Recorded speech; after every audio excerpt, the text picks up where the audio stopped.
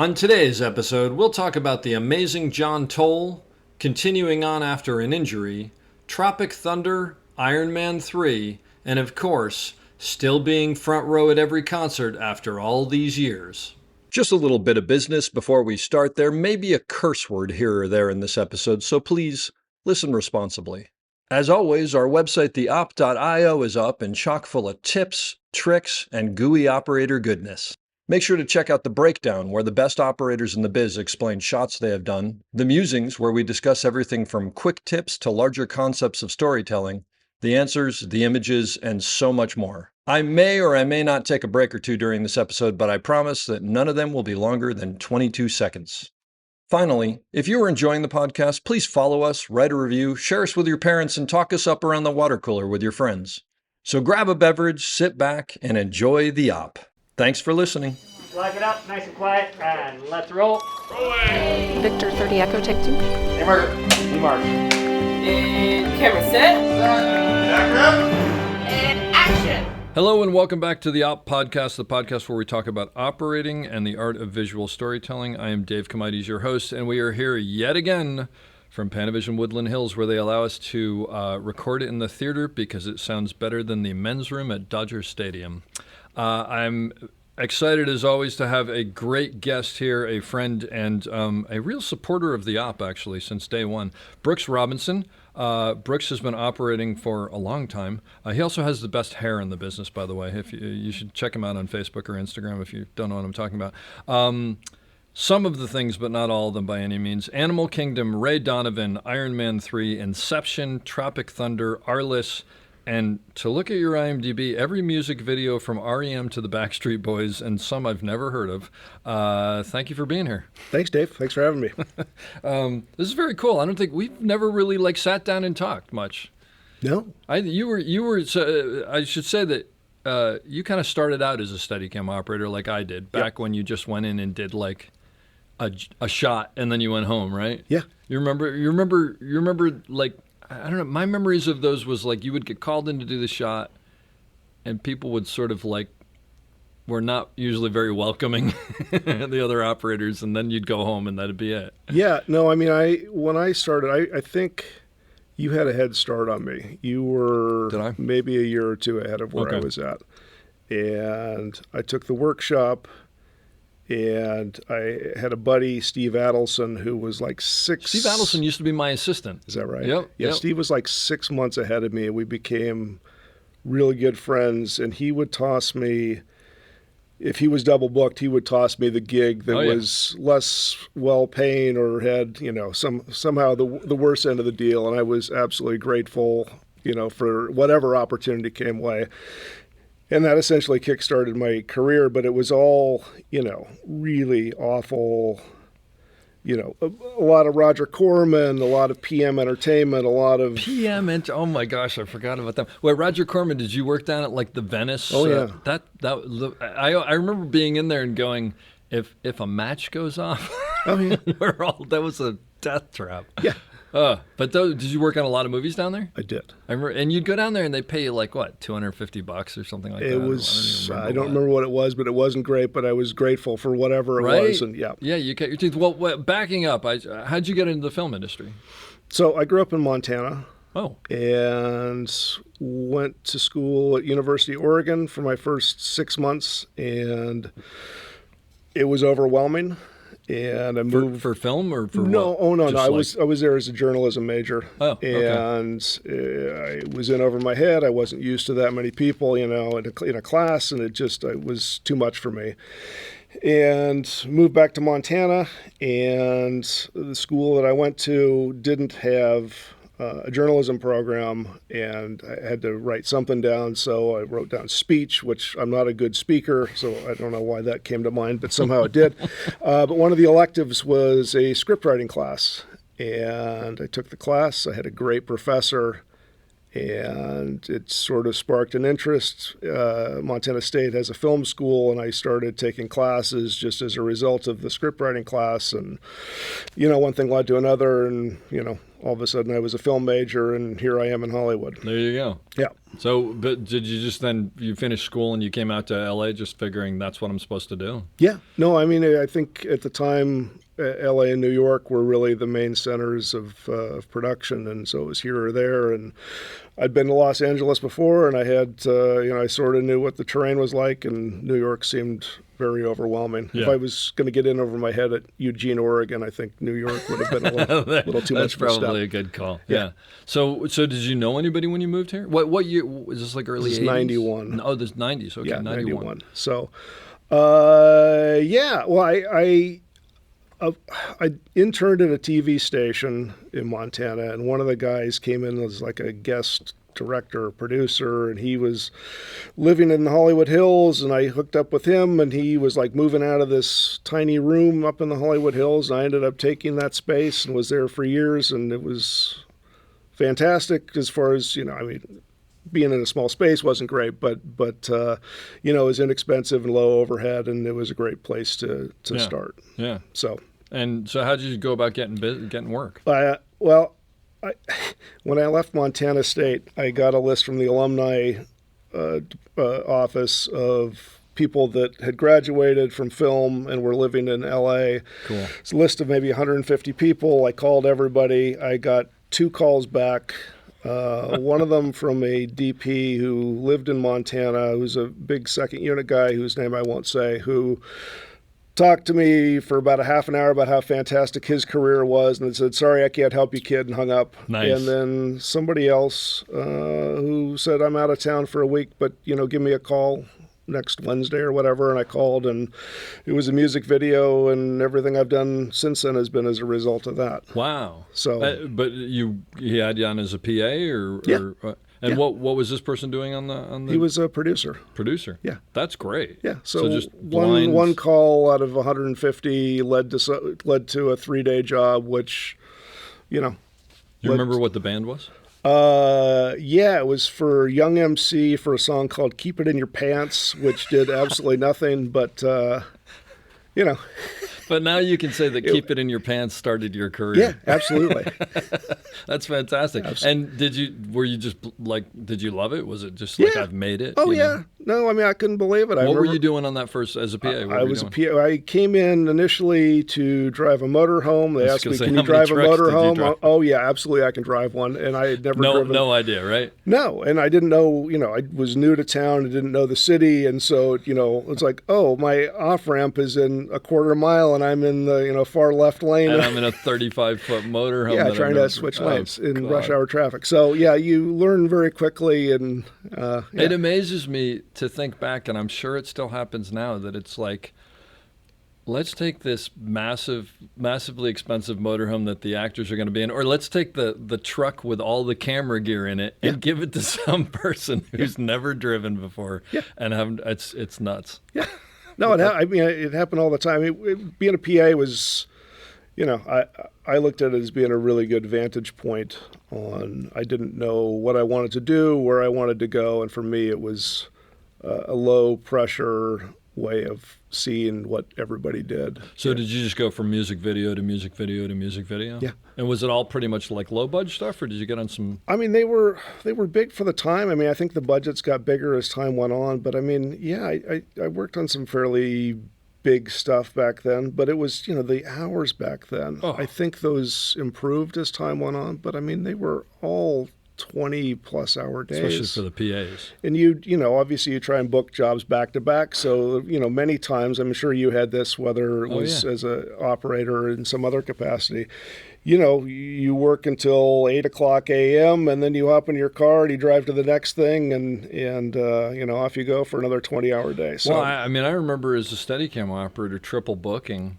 And, a day job, a night job, and a day job the next day, basically, because you're like, well, if I do all 3 of these music videos, I can make $600, and I need that for rent. Yeah. So, yeah, and I have no idea how I did. The good news was, Steadicam-wise in the music videos, it was like, nobody really cared what you did as long as you could move it and like spin it and stupid stuff like that. Yeah. So you didn't have to be very good. No, which was definitely a benefit for me Yeah. when I started off, because I wasn't great. Yeah, But none it of us was, were. I had a feel for the music, but that was about it. I hadn't figured out the camera component quite yet. And they were just psyched. But backing up, so when did you sort of go, well, camera operating or camera is where I want to be? Well, I mean, doing as many videos as I did as a PA, I moved straight from being a PA to being a Steadicam operator. No way. Which is a ridiculous Wow. move for anybody. Yeah. But How'd that happen?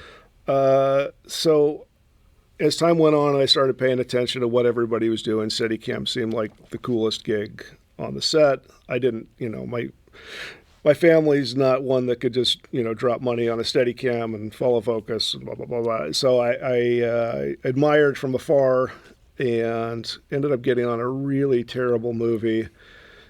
Maybe the first one of Angelina Jolie's career, maybe the second one. It was very early on. But it was there, and Jeff Mart was one of the revolving Steadicam guys, and Dan Neese was there a lot.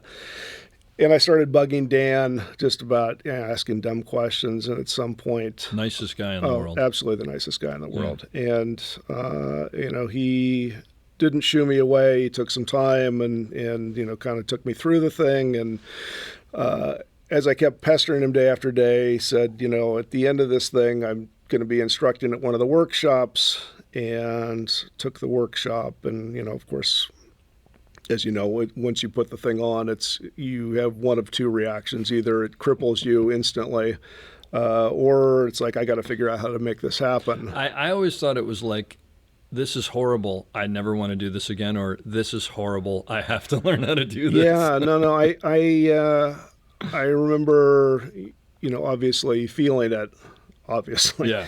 But the overriding thing was just, I gotta do this. so cool, and I don't know how to do it. And Yep. everybody that I talked to said, there's no way you can make that transition, and I probably should have listened to them. I doubt it. But having talked to people, and it's like, well, you want to start off as an intern or a loader, and then work up to a second, a first, and then operate for a while, and then start doing Steadicam. And my logic was, well, by the time I'm competent enough at any of those to move up to the next level, I'm going to be too old to want to, run up and down sand dunes carrying that thing. Yeah. So, my dad put his house up as collateral, and Wow. we took out a loan, and I'm sure we came very close to him losing his house a couple of times, and thankfully it worked out. Did you buy a new Steadicam? Or? No, I bought Derek Whitehouse. I saw an ad for one in American Cinematographer. I remember those. It was just this like list of equipment, and there was always like BLs and Aries and stuff like that. Yeah. Because back then, that was kind of the only place, unless some Steadicam operator was getting out of the business, Right. which almost didn't happen. Right.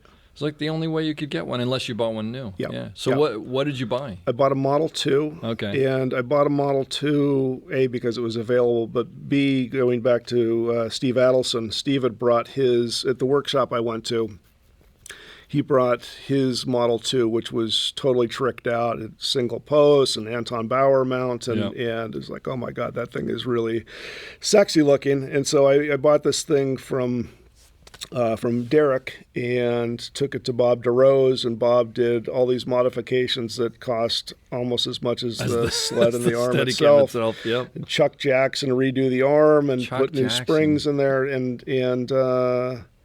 by the end of it, I had this great piece of gear that I didn't know how to use, and I ran around in my backyard up in Wow. the Hollywood Hills, and filming flowers and plants, and Just trying to figure out how to do walk it. with the thing, how to make it work. By and- the way, for anyone listening, we've just gone through a lot of stuff that's all nostalgic that I'm not going to bother explaining because it would take forever. But those were like great people, and those were great times.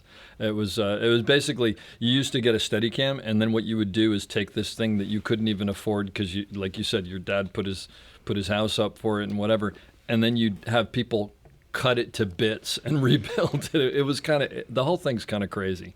Yeah, but, that's nuts. Yeah. But so did you start doing music videos from your music video? I did. Yeah. And then sprinkled in with, and those were all 16 mil to start. Mm-hmm. And then Steve started, getting me jobs at Corman, which, went from this nice light 16 SR up to a BL2. And so 35 millimeter camera was ridiculously I'm going to tell heavy. a really quick story about my first time on set and what was probably possible then, which might not be possible then.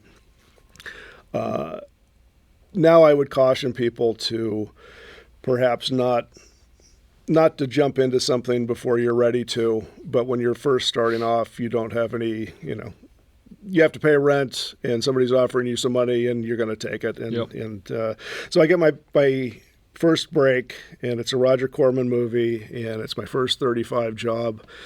And it's with a BL2, and Steve had given me some advice about how it was motor side heavy, and you need to put your plate on in a certain way to make sure you can actually balance it in your donkey box. This is all about balancing the Steadicam back then, which is much harder than it is now. Right. So it took me forever to dial in the plates, and I finally get it to where I'm going. They're ready for you on set, and I show up on set.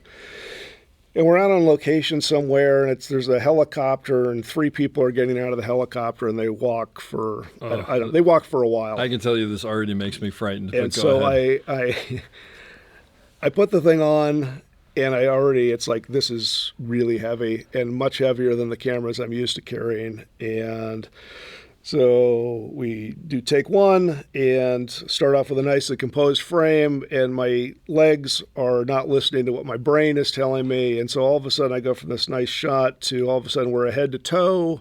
It's like, oh no, I'm screwing up, got to get closer. So all of a sudden now I'm cutting off the 2 people on the sides. Oh no, I'm screwing up, I got to back up. And so this yo-yoing thing that goes on until they finally stop and have, a minute worth of lock off. And just to ask, because prior to this you'd really only done music videos, which doesn't.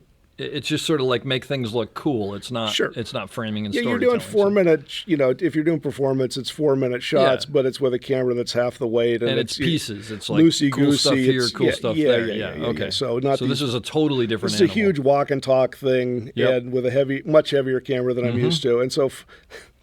So finally, I don't know how many takes we do of this, but finally it's like, got it, moving on, we're going to lunch. So go to lunch. And Corman never had lunch unless you were on location, but we were on location. So I find a table and a chair all by myself, and I just sit down and think, I'm definitely getting fired. This looked terrible. There's no way anybody can be happy with this. And it's my first, day carrying a 35 camera, and I'm gone. And out of the corner of my eye, I can see the DP looking at me. I'm like, oh, here we go. And he stands up and he walks over to me and he puts his hand on my shoulder and says, hey, we've got some more days. What's your schedule looking like? God bless Roger Corman. And I don't know if it was the Roger Corman aspect of it or if it was because back then I had a Modulus 2000, which is the precursor to the 3. Oh, the video transmitter. And it didn't work very well. Yeah. And so I don't know if they just couldn't see a good image. But somehow that sort of turned into more days, which turned into more movies there, which turned into me slowly getting a little bit better at what I did. There you go. Well, but that's, look, I think that's everybody, is you fake it till you make it, right? Well, there was a lot of faking. Yeah, well, to all of us, there's no question. I remember I didn't do a lot of Corman, but I remember doing Corman, I think it was on Carnosaur 2. Yeah. With I can't think of the name of the DP, but I remember doing a shot, and then they were like, all right, now you're going to go down the hall and go into this corridor and then turn right, and there's a spaceship set, and you're going to go do a shot for them. And I was like, I remember just thinking like, oh, okay, I guess that's what I'm supposed to do. And basically it's just go around and do different shots because, of course, Corman was like, well, we're paying the guy for the day. Let's use him on 6 movies or whatever. Yeah, we got him. Let's use him. And I don't know about you, but back then my whole thing was like, I just want to shoot more. I don't really care about it. Yeah. I mean, I got to pay my rent, but I just want to be able to put more credits on my resume. Sure. Yeah. Oh, wow. yeah. So how long did you do Corman stuff?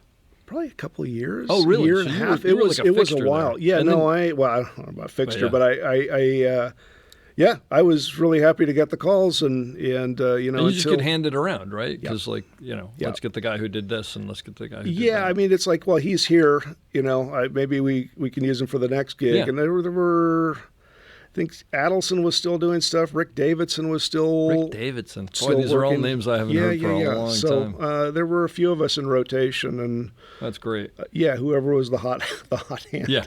Exactly. So, I eventually I started doing music videos from there using the contacts that I had as a PA once I felt a little more comfortable about what I was doing. And that started taking off, and the pay was infinitely better doing that. And, Yeah. And Well, it's funny. You're one of the few people I've seen that you look at your IMDb and like you have music videos on there, and it's just like, it's impressive.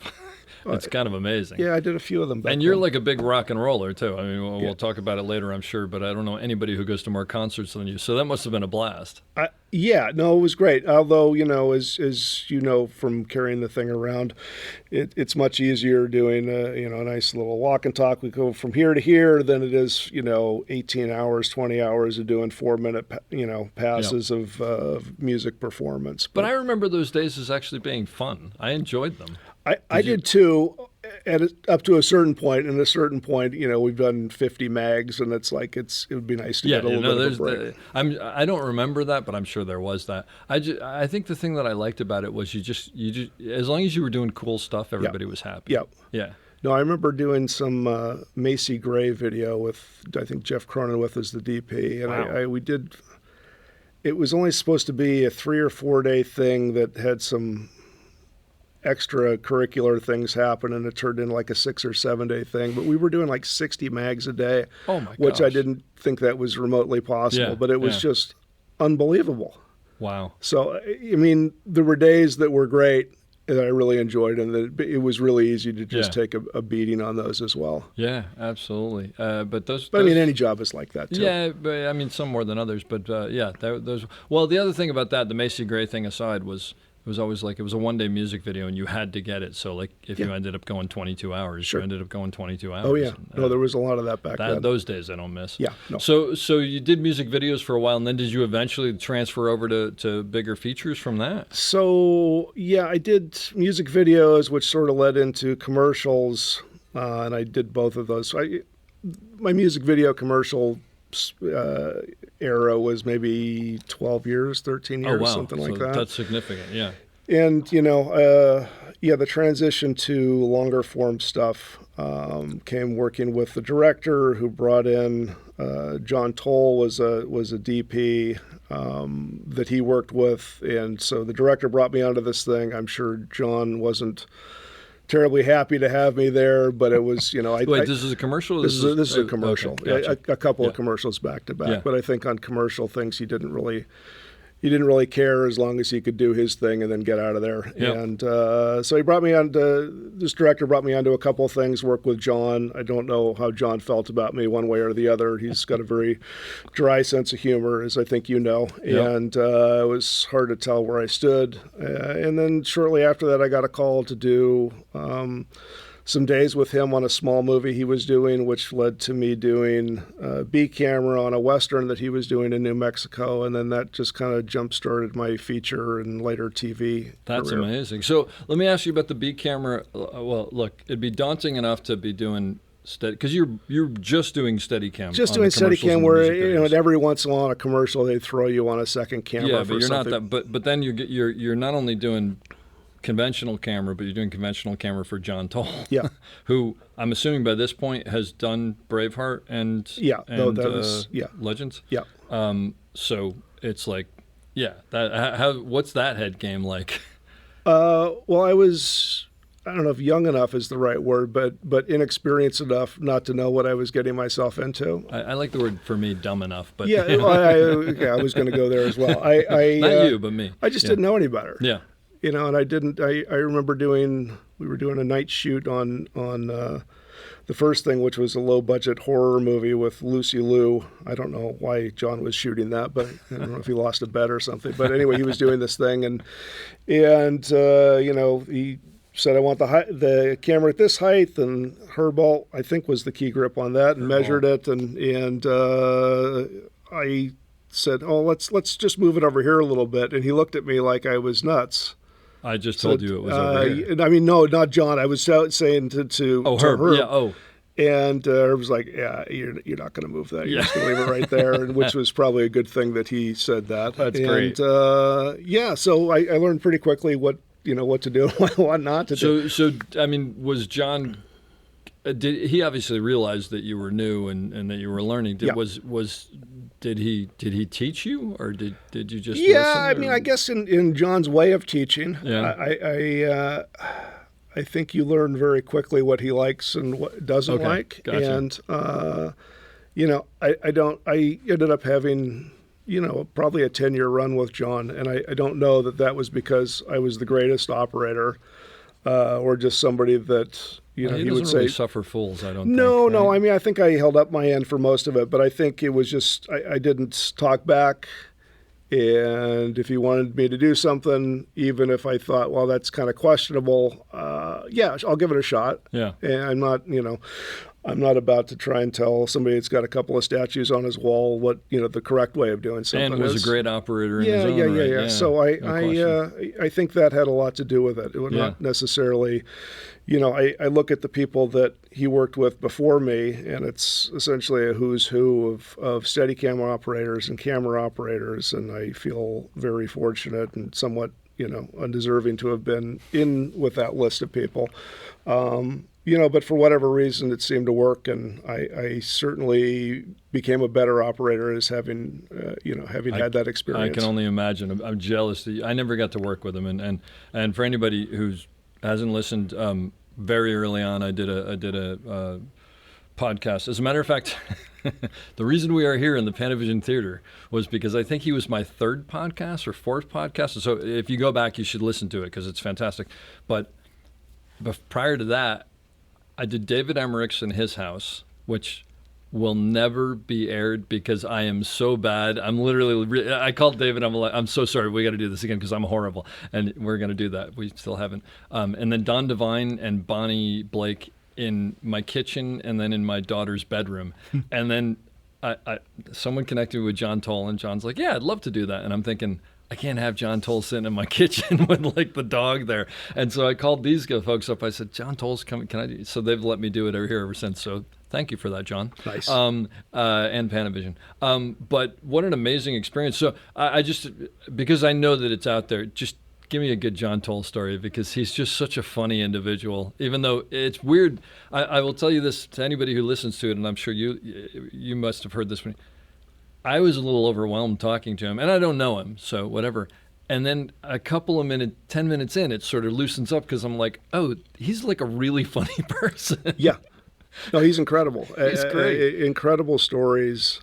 He's very quiet and Super smart. It's super smart and just really great in dealing with people, especially difficult people. He just has a way of working it so that whatever their terrible idea turns into their fantastic idea that somehow he's slipped into their manipulated. consciousness. It's actually his. Yeah. So it really great to learn from him from an operating standpoint, but also just from watching and learning and seeing the dynamic and how it goes down. I don't know. There's too many John stories to think, but I was doing a Western, and again, the viewfinder came out, and he lines up a shot, and Herb, again, was the key grip, and, take a tape measure, and the camera's going to be exactly here. And there's a cactus immediately behind him, which they throw a ferny pad over the top so John doesn't get, stuck by the thing. And as John's walking away, Herb says, okay, let's remove the cactus. And John turns and says, why? I'm not operating the shot. So, I mean, that's a typical John move. That's great. Yeah, it was such a joy to sit and talk with. Yeah. So you did 10 years with him. That's amazing. Yeah. And one of the movies you did was Tropic Thunder with him, right? Yes. What was that like? Hard. It seems like it's crazy. Where'd you get shoot that? Hawaii, It was right? in Kauai. Yeah. Kauai. Yeah. I mean, that just seems like a slog every single day. There's a picture that I think you sent me where you're like standing in a lagoon with the Steadicam on or something. Yeah, no, there's a whole thing with the water buffalo that was in a lagoon. Yep. Yeah, no, it was just hard. So let me ask you a question. When you're doing a movie like that, it's a slog, obviously, but there is some seriously funny stuff in that movie. Yeah, no, it was. It's really, yes. But my question is, as an operator, how do you not react to that and do your job? I think most of it is because you're really uncomfortable, which I was for so that helps. 99% of that movie. You're just angry at the situation. Yeah, no, there was nothing great happening on any front, except this. I'd never seen any of Danny McBride's work before, and there were a couple of scenes with him that were outrageously funny, some of which made the movie and some of which did not.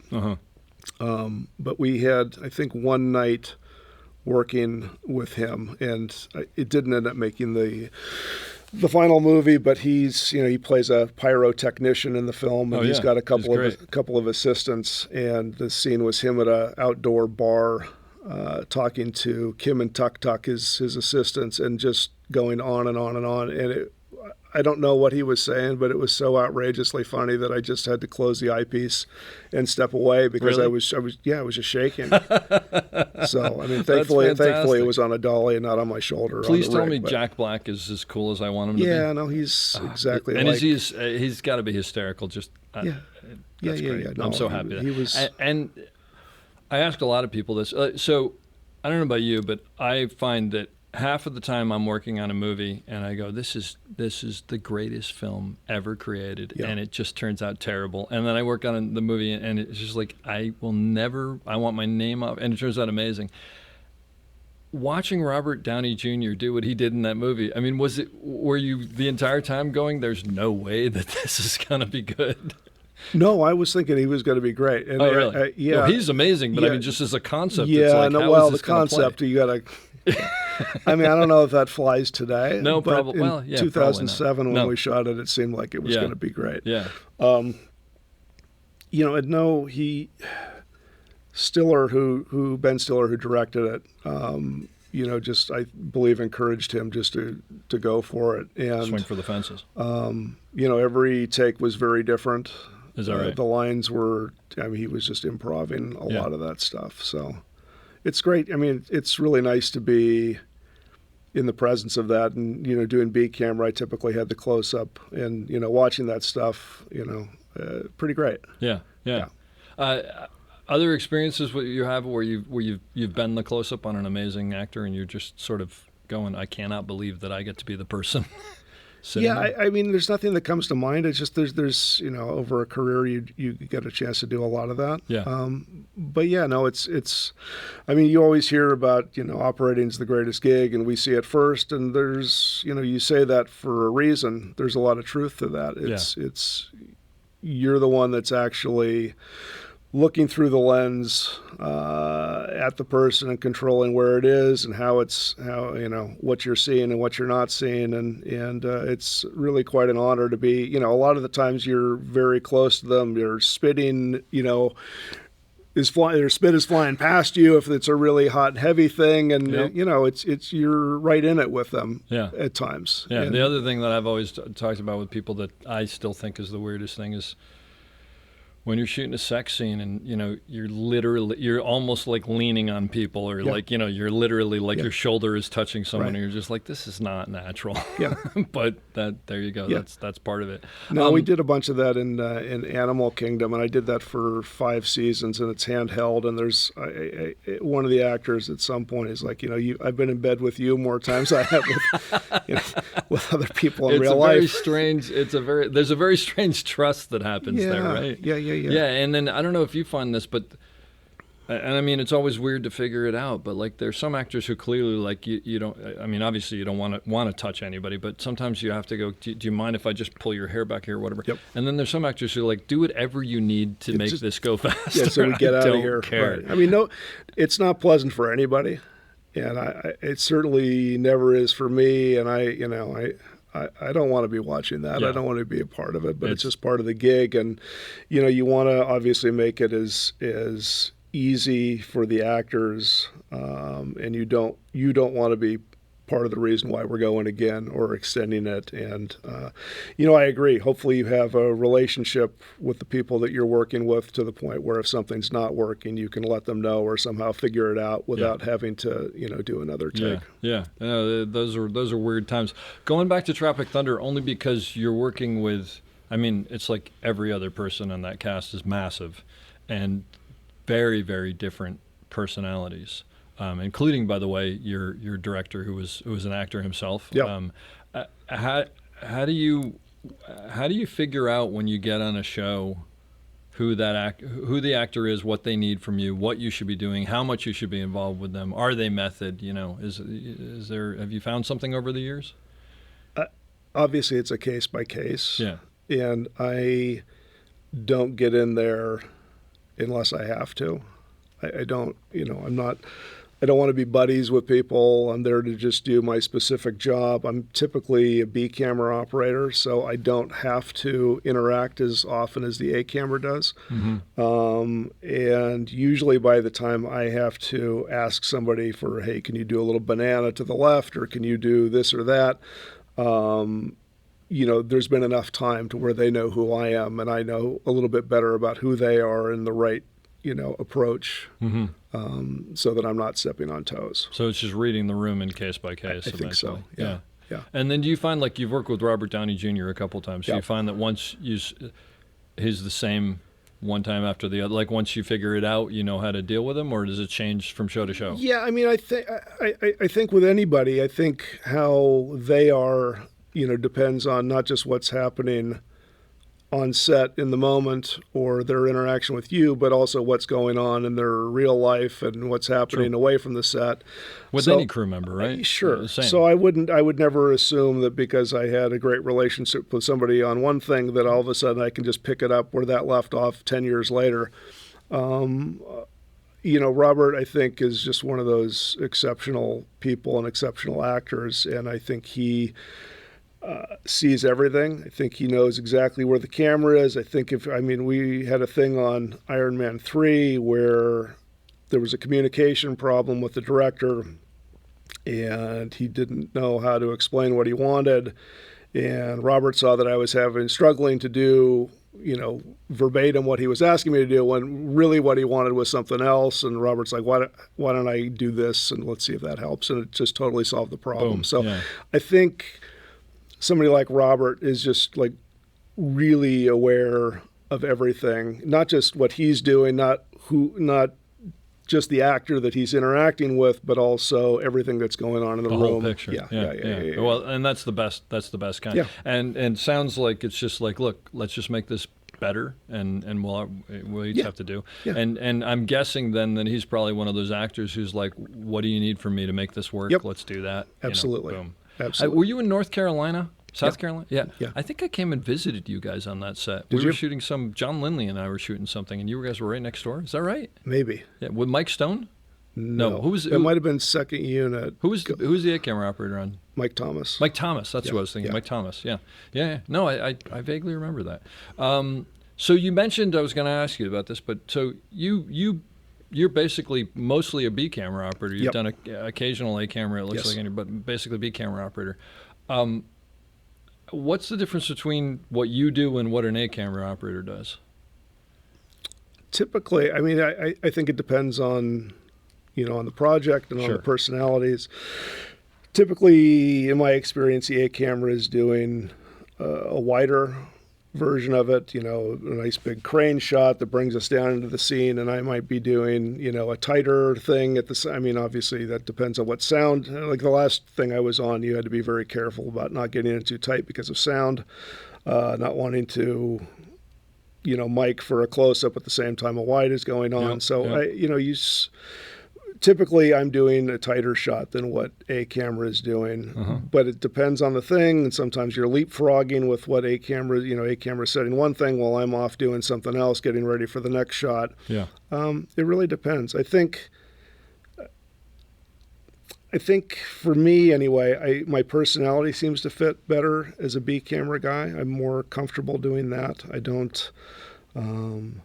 I'm very happy to jump up and do the A camera thing, but I think I'd rather just play off of what everybody else is doing, and I think I'm stronger at that. Yep. But I don't know. I don't know why it's worked out that way, but I'm happy that it has, and I'm more comfortable in my role doing that.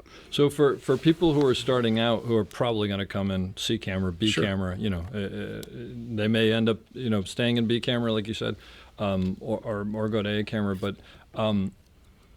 how do you you're watching a scene, you figure, obviously if this is the type of show, how do you pitch a show? If you have an idea for a shot, who do you pitch it to? The DP. DP. Yeah. And, for a younger person, the DP before the operator? The DP before the A-camera operator? Yeah, because...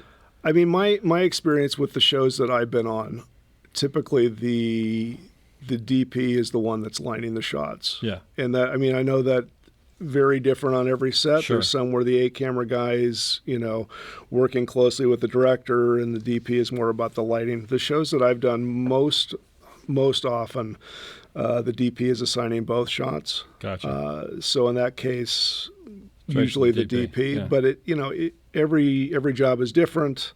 Every set is different.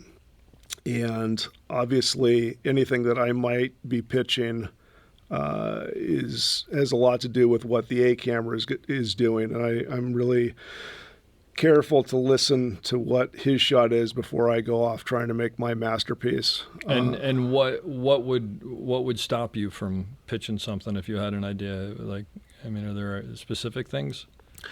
Well, I mean, obviously the parameters of the A camera shot. Just not getting in their shot. Not getting in the shot, and if they're lighting it for one thing, then something I might have an idea about might not work lighting wise because it's So you just keep that to yourself. Yeah. Yeah. So I mean, I try not to speak up too often unless what I'm being asked to do either isn't going to work or in my mind that there's a better way of doing it. Gotcha. That's going to give us a better result. Yeah. And then I'll speak up. But it's like I'm not precious about any of it. I don't, my name's not on the slate. If I suggest something and they go a different direction, no harm, no foul. I'm here to support the DP. However that goes down. Yeah. Well, it's good to hear. The reason I ask it is because I think that sometimes when you're younger and you go in, there might be a feeling that like, oh, I've got to prove myself and Sure. I've got to whatever. Sure. And that's true, of course, right? But Yeah. there are many ways to do that. And sometimes not getting in the way is actually proving yourself more than Yeah, no, coming I up mean, with everything.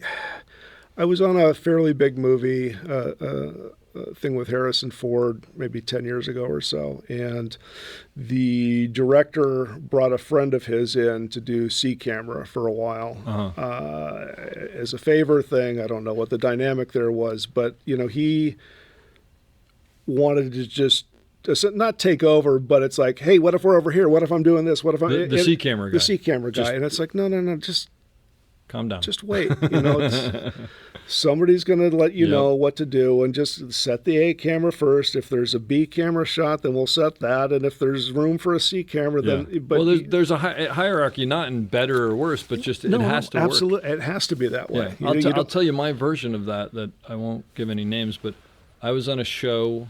And we had a situation where they wanted a C camera, and I remember thinking like, "This is going to make," because sometimes it makes more work than sure. It's funny because John Lindley always goes, "Well, if 2 cameras makes it go faster, shouldn't we have 6 cameras? Because we'll go 6 times as fast." Sure. But it becomes diminishing returns.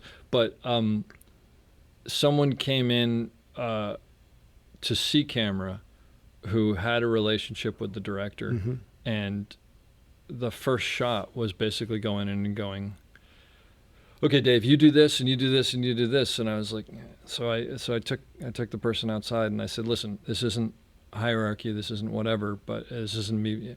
And you have a relationship. I said, but this is just not going to work unless we do this the way that it needs to be. And I hope, and I was a little concerned because I was like, I don't want to, Sure. And this was someone I respected. And actually, to his credit, he was like, I'm so sorry. It's just it's like I went into knee jerk, whatever. Yep. Absolutely. Let's set your shot. Let's set the B shot, and then I'll pull something cool up. Great. And it was great from there on. But I know what you mean. So sometimes if you're creating more work than you're adding value, that's not good. Right. I mean, my job as a B guy is obviously to support the DP, but also to support the A guy. If his shot doesn't work the way it's intended, then what's the point of my shot? So it's important that everything works, but I need to make sure that he's got what he needs to do his job before I start figuring out what I'm going to do, because I just need to work around whatever his parameters are. Now, if you're on if you're on a show where it's as we know, there's a lot of shows where it's like A and B work no matter what. I don't care if you're I don't care if you're filming the garbage can. You got to like because the producers think they're not getting their money's worth if it's not rolling. But if you're on a show where it's like, no, this is just an A camera shot. We don't need a B camera. Are you at that point just back watching the monitor and keeping an eye on what they're doing, or I mean, so you know what's being shot, or what do you do? I try and keep a happy medium. I don't necessarily like when other people are watching what I'm up to, other operators. I mean, I don't have a problem with that, but it's like I don't like feeling like somebody's looking over my shoulder. Yeah. I'm pretty secure in what I'm doing at this point in my career, but I don't also want other people to feel like I'm looking over their shoulder or I'm sitting there hobnobbing with the director or the DP. I don't want that. So I always try to be aware of what's going on, and then once I know what's going on, I don't really need to be that close. Gotcha. So I just sort of fade off. And as you're coming up with shots that you might be able to do or whatever, are you thinking about the edit? Yeah. Yeah. Well, I mean, that's just part of what we do, right? Yeah. You have to be, you could have the coolest shot in the world, but if there's no way to put it in the movie or the TV show, and it's not going to cut with what A camera's doing, then it's not, it's just going to be on the cutting room floor, and you've wasted everybody's time. It's weird because I think B camera almost has as much to do with editing as it does operating, because it's you're just looking at what the overall thing is, and if I can get in here and get this 2 seconds of that shot, it'll save us another setup. Absolutely. And those are the times where you become the hero to the DP. It's like, oh, thank you. Now we don't have to go back and get that or whatever. Right. Yeah. You ever been on a show where the DP and the director don't get along? Yes. You want to think about that for a minute? Absolutely. No, so what do you do? My loyalty is always to the DP. Yeah. I think. Yeah. No.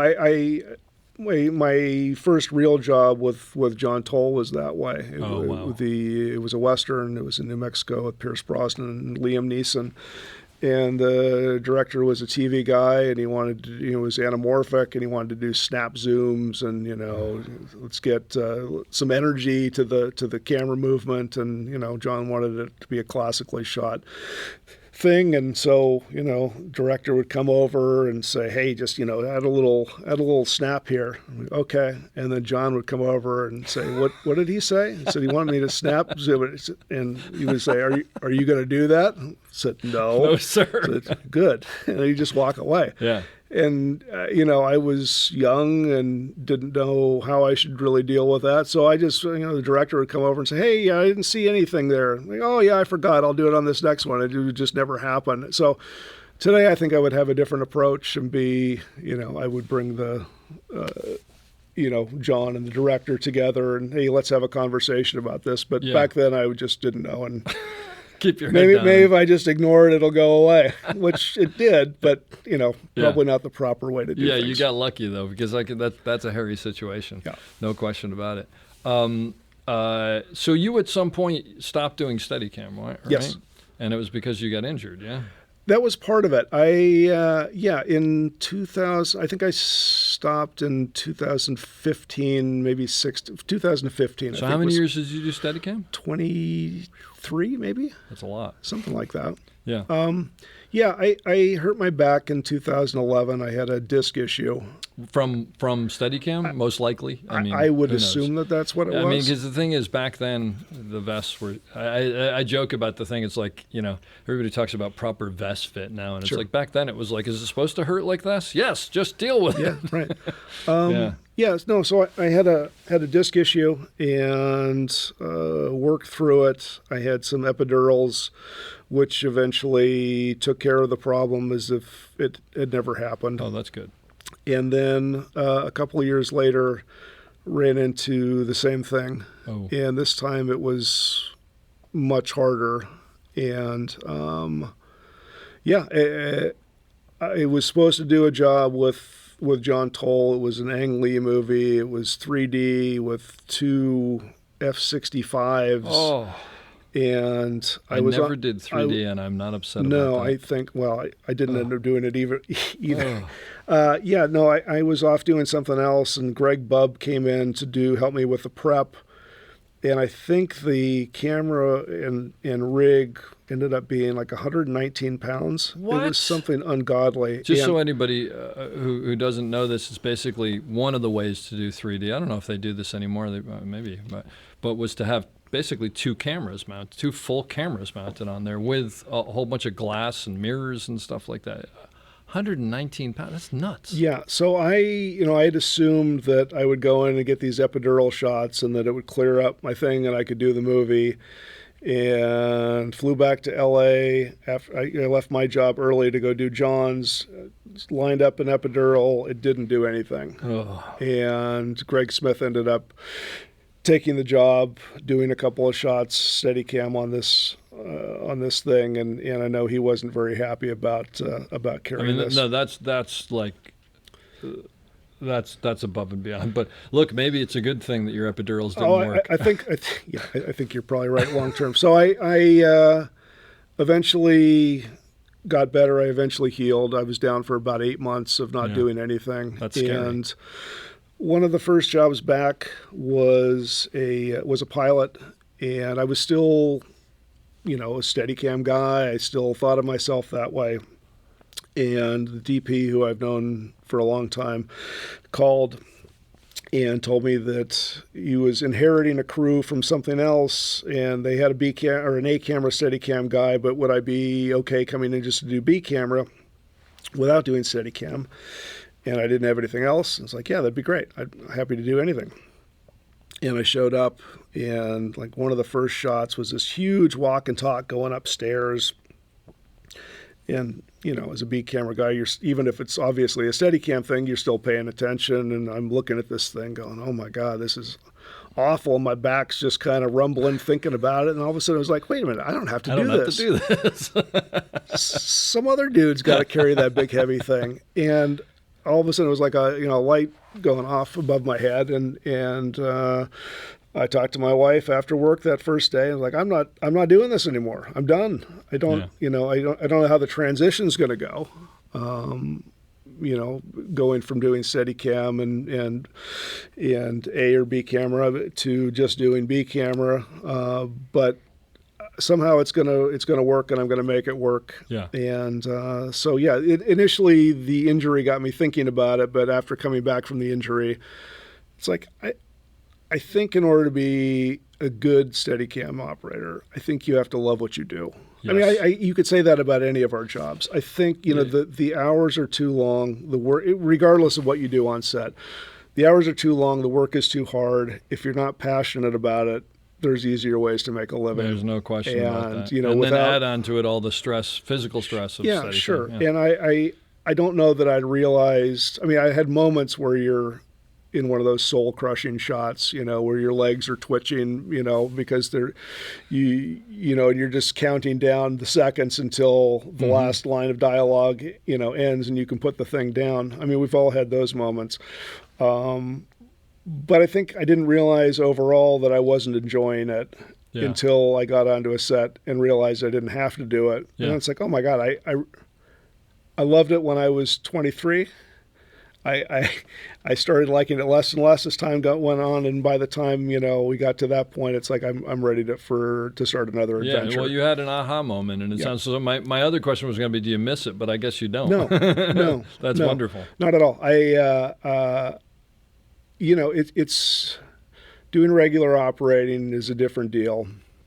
It's a different mindset. There's definitely things about doing Steadicam. I mean, if I'm on Animal Kingdom was an all handheld show, and with very different actor-wise with their heights, getting the camera position, shooting over somebody that's short to somebody that's tall, very difficult. If it's on your shoulder, something that would be very simple doing on Steadicam. Sure. There's moments where I miss just the flexibility of that. But I don't miss it. Yeah. Yeah, I definitely, for me, made the right choice. And obviously there's a difference in pay and you're not getting a rental check, but it's like, again, going back to the work, it's like if you're just working for a check, you're doing the wrong thing. And you're obviously happier doing what Yeah. you're doing now. Yeah. So what was it hard to sort of, I mean, you obviously called everybody and went, or maybe you did, I don't know, and said, I'm not doing Steadicam anymore? Or how'd you? I don't know. It just happened. It just happened? It was weirdly just happened. Well, there are clearly enough people that wanted to hire you, so. Well, obviously. Or the you've been town was working. really busy. I'm not sure which, but I've somehow made a go of it since then. So. Yeah. And so mostly these days you're doing more TV than film. I have, or? my contacts. I mean, that was the change. Is that while I'd sort of dabbled in TV prior, what I was doing mostly was out of town features. Yeah. And once I stopped having that part of what I brought to the table, me working with John Toll stopped because he needed somebody to fill the B camera, Steadicam Sure. role, and I was no longer that guy, so somebody else became that guy.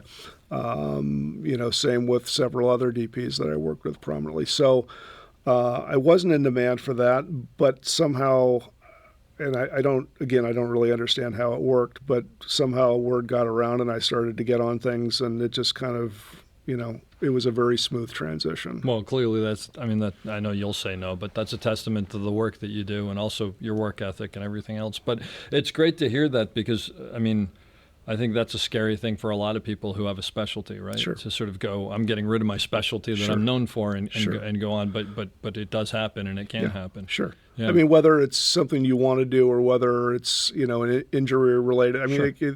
a lot of things can happen over the course of a long career. Yep.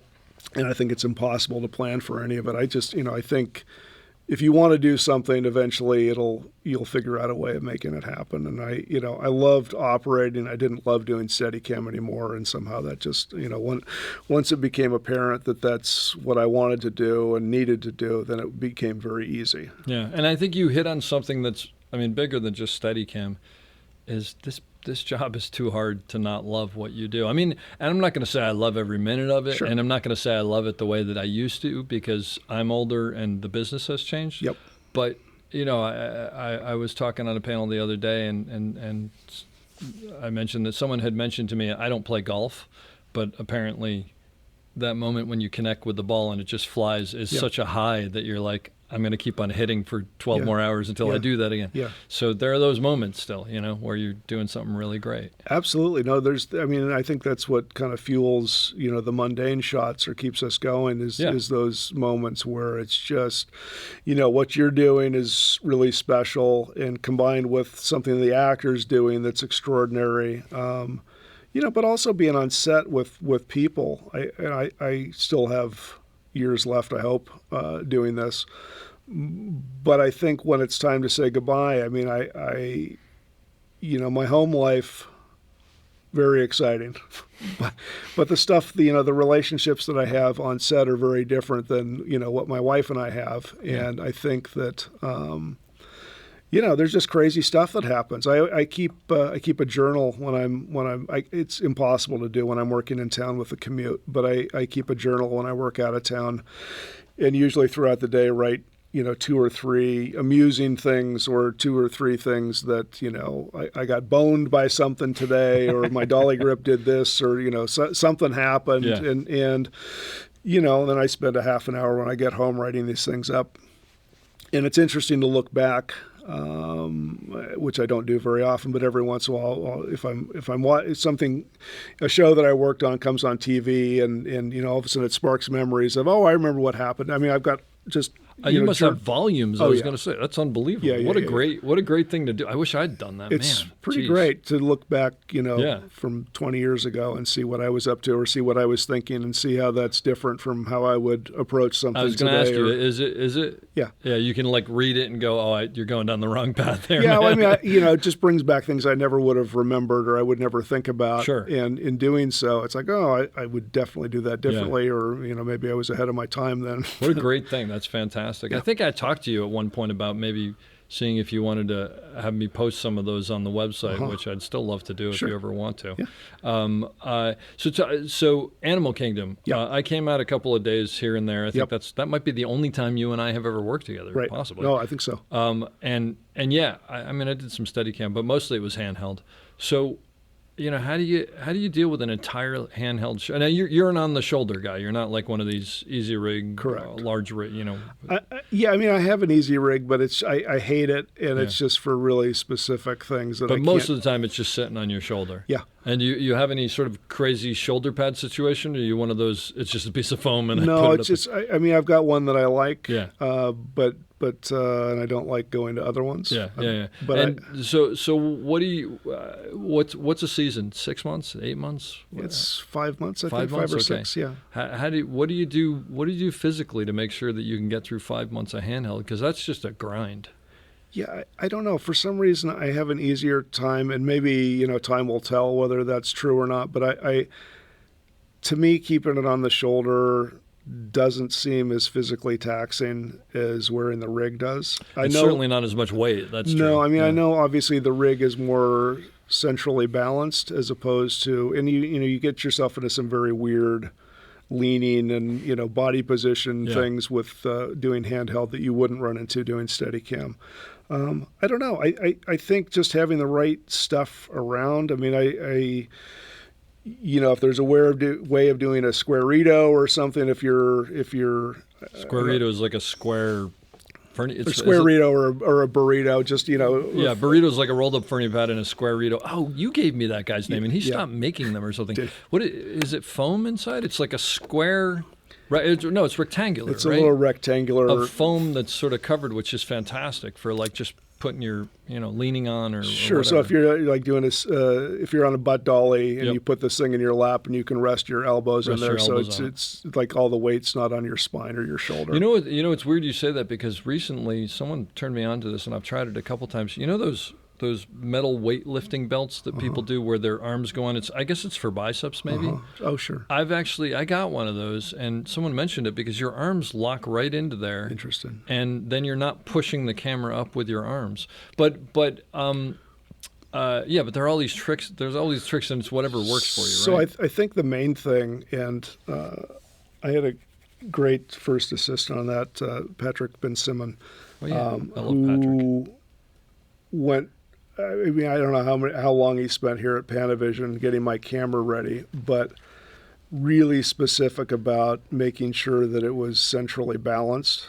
So it wasn't at all front heavy, it wasn't back heavy. We spent a lot of time getting that exactly right. Yeah. And Which I think is hugely that important. plays a huge role. I mean, not only in just comfort, but also, if you've got a 150 anamorphic on there and you're doing handheld, if you're fighting the front heaviness of it, you're working against yourself. Yep. So let me ask you about that. So as a B camera operator, generally, even A camera operators generally don't get, if they're not Steadicam, don't get a prep day. Sure. Do you usually come in during always prep come anyway? in. I don't get a prep day. Yeah. I'll come in to drop off my gear, my heads and whatever else. But I also always have the camera put in hand. I mean, even if it's not a handheld show, it's gonna happen. Just to make sure. And we have, I like to have a shark fin so I can, again, to help with the balance. Shark fin is two batteries on the back, right? But it's all about getting the center point to over your shoulder, right? Yeah. Center of the weight. Yeah, I want to be, if I, not that I would ever take my hands off the grips, but if I were to take my hands off the grips, I would want it to remain somewhat balanced so it wasn't falling forward or falling off. And there's also that whole thing about building it long versus building it high, right? It's all about how it sits on your shoulder. Sure. And I don't ever want it high. You're taller than I am, but I don't want things back, hitting doorways as I go through. I just want everything as compact. Yeah. And it doesn't necessarily mean I need it as light as possible, but I want it balanced. I don't want things hanging off. I don't want cables hanging off. I just, I want it as streamlined as possible. So I'm it's not worth getting that time to come in and for sure. set that up. For sure. I always find, or when I haven't been able to do that, because maybe I've like backed up a show to a show or whatever, it's like you think that you're going to have time on set, but you just never do. Sure. No, you never do. And there's really nothing worse than being a day player and you come in and all of a sudden, okay, let's go handheld. And then you see what was acceptable to the AC and the prep. And it's like, this doesn't work at all. Yep. Either no grips or you're, no place to grab onto, or it's horribly balanced. And it just makes what should be a simple shot into something that's not so simple, and you're fighting it, and you're using extra energy to carry the thing that should just be used, to get the shot. So Are there any other tips for a good handheld that you can offer newer operators? I don't think so. I think a lot of, for me anyway, coming from doing Steadicam, a lot of the ideas are this. I mean, obviously the execution is different, but I think just the philosophy is the same as doing Steadicam, just learning to move with people. Are you, as you're walking, are you thinking about your footsteps, like where you're, like one foot in front of the other kind of thing, or? No. You just go. No, go I much like doing Steadicam. If I'm, if I'm just walking on a flat surface, if I'm in a room, then no. But if we're in a field somewhere, I'll walk it. If I know I'm going along a certain, same as you would doing Steadicam, I'll kick big rocks out of the way so I'm not tripping over things. Yeah, I'll make sure I've got a dolly grip with me to keep an eye on me, and we'll have had that discussion about what I like and what I don't want somebody tugging on me unless unless I'm about to fall down. That's really important is talking to your dolly grip about what. I was going to say you like, but what works for you and what doesn't work for you, right? Like, for instance, I'll always tell people, especially if I'm on Steadicam, but handheld as well, I always tell them, safety aside, that's all another issue. Yeah. Feel free to take me left or right. Don't pull me back or push me forward. Yeah, right. Like, let me control the speed, but if I'm going to hit something, go for it. Yep. And I happen to be one of those people, I don't know if you are, it's funny, there are these Steadicam operators who, like, someone will tap them and they'll just note it. And I'm like, I am clueless. You literally have to physically move me, and I'm totally fine with it. And everybody's different. I'll always say tap me, but then I never feel it. So and it's harder. usually that if I'm handheld, I'll hand the camera off, and then I'll look, and the dolly grip will be looking at me. Oh yeah, sorry, I forgot. So I know what you're saying. Yeah, I think. But it's good to have a communication, and it's and to slowly over time figure what works for you and what doesn't work for you. But it's that thing where you hit something, you're like, why didn't you tap me? It's like, I've been tapping you for 2 minutes. Yeah. I'm kind of the same way.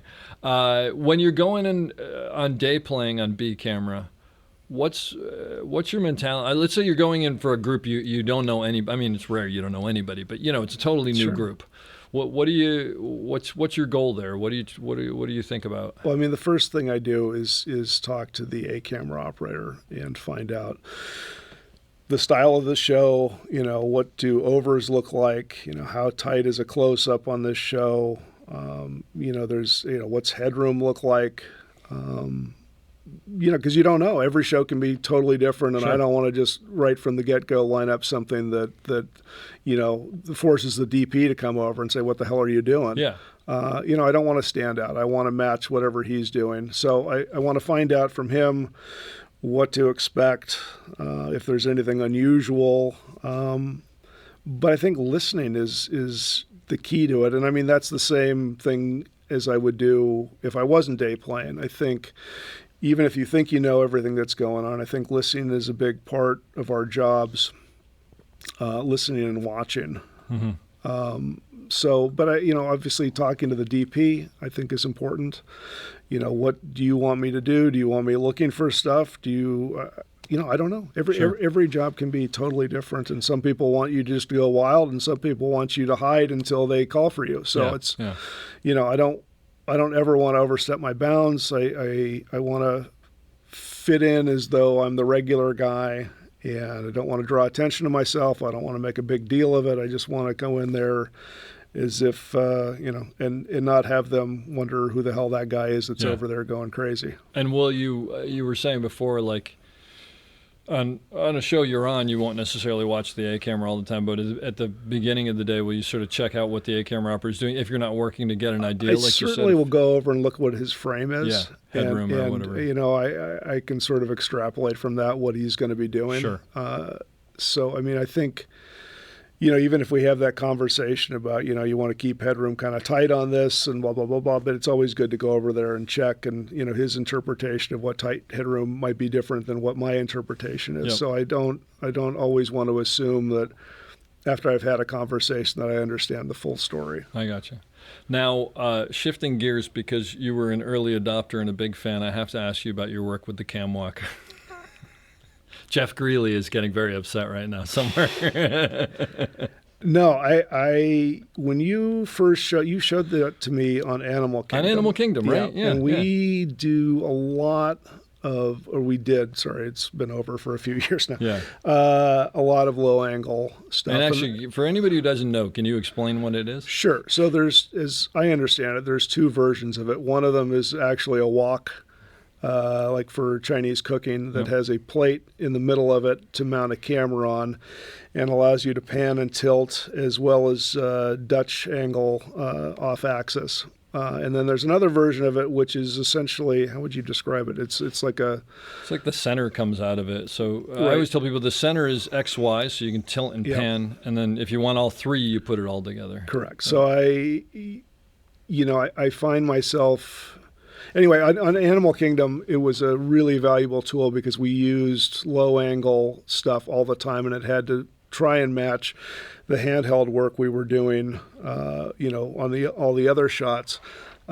So prior to that, I had what's it called? A cam tank, which is essentially like a rocker plate. It allows you to pan and tilt, but I don't think there's ball bearings in it. And so when you would pan and tilt, if you were going from a static shot, so a nice wide static on the ground, and then, let's say you're on a street and there's a car driving by, you're static, and then as the car drives past you, you want to pan right to left with it. There was a point where the cam tank would stick.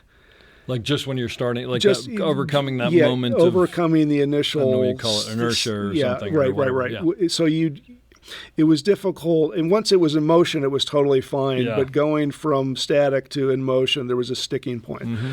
So when you showed me the cam walk, I was like, oh my God, this is fantastic. So I've incorporated it. I haven't brought it out on shows recently because I haven't been on a lot of handheld shows, and for whatever reason, my camera hasn't been low. I mean, it's always on the truck, but it hasn't come out in a while. But I would use it at least once a day on Animal Kingdom. It came out. It's very constantly. strange to me because there's some shows where it comes out constantly, and then I'll go 3 shows and it doesn't come out at all. It's one of those things that when you need it and you have it, it's great to have. Patrick Rousseau is the person who first showed me one. He had one that was made, but he himself said, I don't know where this came from. Yeah. And then I heard somewhere that someone on the Dukes of Hazzard TV show had a wok that they took and they nailed on a piece of wood on it, and they used to mess around with that. So it's amazing. The concept has been around for a while. I think it's a whole thing for me, and it's always on the truck, and it's people always, when it comes out, it's always a discussion piece. But I mean, you think about how expensive gear is in our industry, and what a low cost piece of gear this is, and what the shots it allows you to do. To say nothing of the conversations that come as a result of it. That's the thing that I like. It has a higher pun per use value than any other piece of equipment. Absolutely. So, I mean, it's certainly an essential part of my kit, and it's a great thing to have. I remember it because I think you guys were, I think maybe I might have brought the first one I made to Patrick. The first one that was actually like all, tricked out and powder coated. Well, and you all that gave stuff. me this when it turned out from the actual bowl into the modified version. I think you gave me your prototype, which I still have. Yeah. So no, it's a fantastic piece of kit. I love that. Yeah. Onto a totally separate thing. You tend to go to more rock concerts than any young person that I know. I've been to a few. I mean, but do you go to like a couple a week? It seems like. Depends. It seems like every other time I look on Facebook, you're in the whiskey taking unbelievable. And now you're taking pictures of this, right? Yeah. And are you sort of turning that into a side gig? No. It's just a hobby. It's just a hobby. Well, anyway, you should wait. What's the name of the Facebook thing? I don't even. You don't know what? No, anyway, okay, I'll post it. But it's like something photography at concerts or iPhone? Cell phone concert photography. Cell phone conference. It's actually a really great idea because everybody has all these great pictures that they take, and you started this group that does up there. I enjoy looking at it because I can't go to concerts anymore because I have tinnitus, so it drives me nuts. Yeah. But and the great thing is how old are you now? 55. 55. And for anybody who doesn't know, Brooks has a very interesting mohawk. And but you're not in the back of the room. No. You're like literally up against, like leaning on the speakers. No, I always show up a long time before the doors open. And is it basically you and like 20-year-olds? Yeah. That's so Yeah. great. I mean, it obviously depends on the show. Also, how tall are you? 6'2". Yeah, so it's like you're towering above people, and Yeah. that's fantastic. No, I it's love good. it. It's good. Great. It's good. That's great. Well, Brooks, this has been fantastic. I appreciate you coming out and talking to me, and there's so much good information here. I'm going to ask you to leave me, as I do with everybody, with your thoughts on someone getting into the business, you 20, 30 years ago. How do you succeed in this business? I think there's a couple of ways you can look at it, but everybody. I mean, the unique thing about our industry is that there's no set path. I've worked with people that were PAing one day that I would run into a month later that were all of a sudden directing or producing, and so I think the first rule of thumb is to never alienate anybody, never be an asshole to somebody because they might be deciding whether you get the job or not on the next gig. But I mean, I think that's the cool thing about what we do is if you aspire to do something, there's a way of making it happen. There's plenty of downsides to what we do as well. Travel away from home, being away from your family, uncertainty with work. You can be working with a DP and he goes out of town to work in Europe and can't bring you along. And if you don't have other people, then all of a sudden you're out of work for 6 months. And then strikes like we had last year. I was out of work for 8 months. I know people were out of work for longer than that. And then the current work slowdown. So there's uncertainty, but I think the pros of what we do make up for all the nonsense that we have to put up with to make it happen. I would advise people that were starting off. I wrote a couple of notes. I would advise people to save your money. It's a feast or famine business. And, when times are good, it's very easy to get lulled into thinking that it's always going to be that way. I remember when I first moved to town and finally got a job, all of a sudden things happened and I was working a lot as a PA and then I assumed it was always going to be that way and I couldn't believe it when work shut down for the holidays. And I reached out to my producer saying, hey, that I worked for, saying, hey, when's the next thing? He's like, well, probably not till mid-January. And I hadn't counted on that, and it was a big surprise. And the longer you do this, the less you're surprised. But you always want to have a reserve in the bank. And I think the last, 4 or 5 years, first with the COVID shutdown, followed on the heels of the SAG and Writers Guild strike. I worked with somebody at a show I was on just wrapped a month ago. And we had somebody come in as an operator in the last week, and he'd been out of work for 1.5 years. And I think, when people advise you to keep 6 months or a year's worth in the bank, that sounds great, but I don't know, I don't know if this guy was an anomaly or if this is the normal situation, but, if you've got 6 months or a year's worth in the bank and all of a sudden you're out of work for 1.5 years, where does that leave you? So I would caution people to have, obviously that's not an operating tip, but maybe a real life tip. From an operating standpoint, I think the main key for me is just to listen. I think being on set and paying attention to what others are saying will teach you an awful lot, and also to keep your eyes open. Sometimes it's the things that are not being said, but you just get a general vibe. I think all of that's really valuable. Sometimes if you're talking, you miss important things. The director will go up and make a note to the actor and forget to tell you, as in, hey, on this next one, instead of going to the refrigerator, why don't you go over here, and then not bother to tell the operators, and all of a sudden you're ready for them to go to the refrigerator, and instead they're going somewhere else that, isn't lit or nobody's prepared for. So if you're listening, you don't miss those moments. I think the last thing is to just be kind. I think our industry has changed a lot. It used to be that there were a lot of people that were aggressive. There were a lot of people that would yell.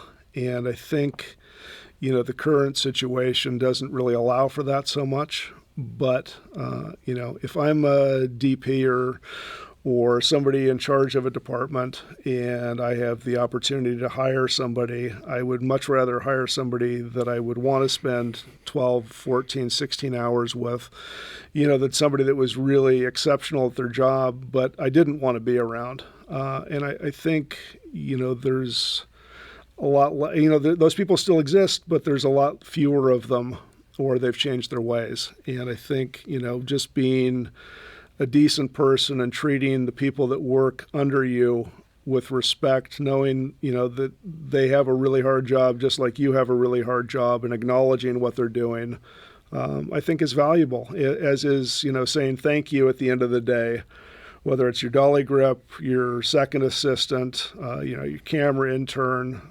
the key grip, the gaffer. Everybody's working hard, and as am I. But I think just saying thank you for a good day goes an awful long way, and it's certainly not a requirement. But it just lets them know that you're seeing what they do and acknowledging what they do, and it leaves them with a good feeling about you. And at the end of the day, it's the right thing to do, but also, if you're being practical, work calls come from very strange places. I've been hired by, a PA saying, hey, I worked with this guy on the last thing and he was pretty great. Same with gaffers, same with key grips. And sometimes it's just that little extra thing that doesn't cost you anything that actually leads to something important in your career. I hope you enjoyed that as much as I did. We'll be back soon with another great episode. Don't forget to check us out on theop.io for all sorts of information on operating and storytelling. So thanks for listening and have a great day.